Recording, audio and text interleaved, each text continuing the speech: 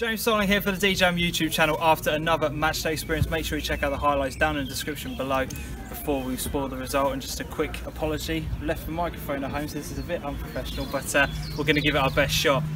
Boys, unfortunately, tough result today, obviously on the end of a 4-0 defeat to Haughley. Let's not get away, they are a good team, but you just spoke a little bit off camera there. Not quite at the races today. How did you see the overall 90 minutes? Let's talk about that. Well, they were a better team, without a shadow of a doubt. We just never really got going. Never really got to the levels of performance that we have over the last few weeks. It's a real gutter, you know. Put in a lot of work, and boys went out there. We thought we'd be able to get the ball down, play a bit. We didn't, you know. We kept them at bay for sort of 25-30 minutes. Mistake got them the goal. You know, maybe if we were weathered a little bit longer, maybe got to half time, and it had been level, then perhaps we could have moved on. But then that kind of was a big sucker punch, and then we never really recovered after that. And like I say, we way below par today. And you know, it was only 1-0 at half time though. Let's look at that in terms of the actual game itself. How did you? What was said at half time to kind of get the boys going again? Because whilst it is only at that scoreline, you're still in the game, aren't you? I think we had a discussion at half time, chatting to the lads, saying that bottom line is you've got to keep the ball better. Work rate was there, endeavour was there, winning the ball. We probably, in reality, in the game, probably covered twice as much yards as everyone else. The sheer fact we kept winning it, giving the ball straight back. Chat was keep the ball a little bit better, turn them round when we can. But obviously, no one goes to make a mistake. The keeper's made a couple of howlers today. And to be fair, he's had a fantastic season for us, so we're not going to hold our hands up. But for us, you can see 2 goals like that, 10-15 minutes to start the second half, it's game over, and then your legs are going. And I can't knock our lads, they've had a good season. But on the day, the better footballing side won, and probably in all the games that we've played, Haughley, both home and away, have probably been the best footballing side that we've played against. Definitely.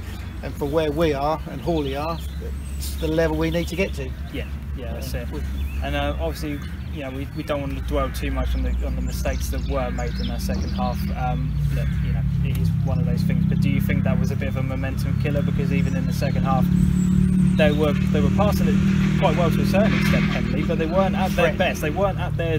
I mean, I've seen them quite a few times this season. They weren't 100% at their best game, but it was a bit of a momentum killer. Really. They got the ball up to our back four. And we sort of kind of snubbed them out more often than not.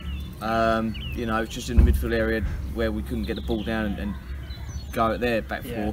But you're right, you know, at 1-0, you're always in the game. Second goal was you know, gutter, and that kind of gives them the momentum. We've then got to make changes.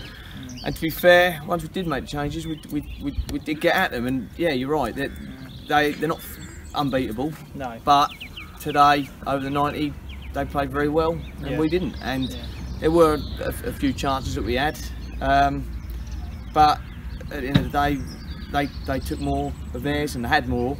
But you know, like Thomas says, it's been a good season, and we can't complain. And Haughley are going to be right up there with Achilles losing today. So you know, we might have lost to the league winners. Which is something. Which still isn't obviously going to be something to celebrate, but at least that's something you can take from it. That's it.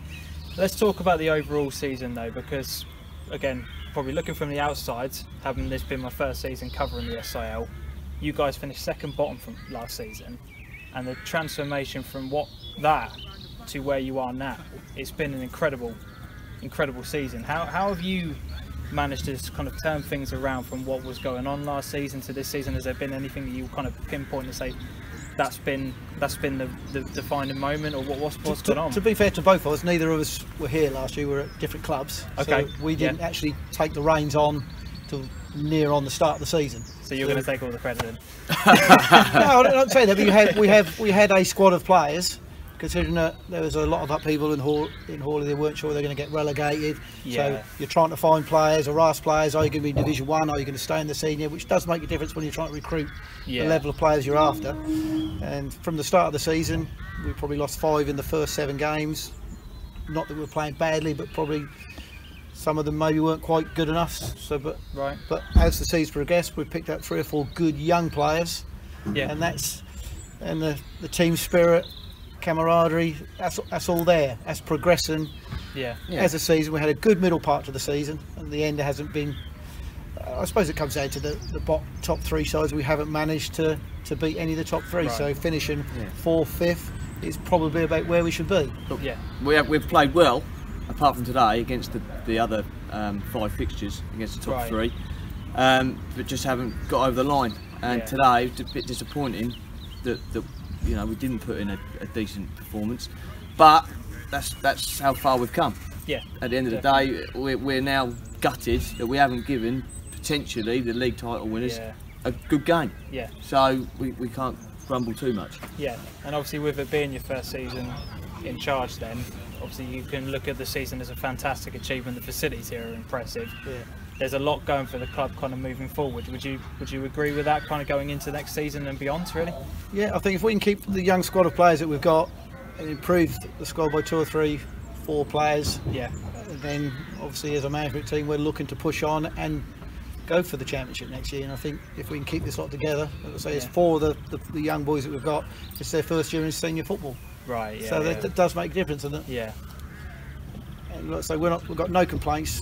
I think we're pushing on. I think for us, if we stand back, it wasn't how we are now. It's probably the first 5 games at the start of the season that took us out of any championship contention. Yeah. Although Christmas time we were sitting in second. So you always have a chance in football. It's a small divides. Even today, as poor as we played, we should have gone 1-0 up first 5-10 minutes. You score them goals, that changes the complexion of a game, gives you a little bit of a lift, just gives you that type of thing. And in the big games this season, hasn't happened for us. Yeah. Maybe if you're going for the league and you're up there, you might have a little bit of fortune and they start to go your way.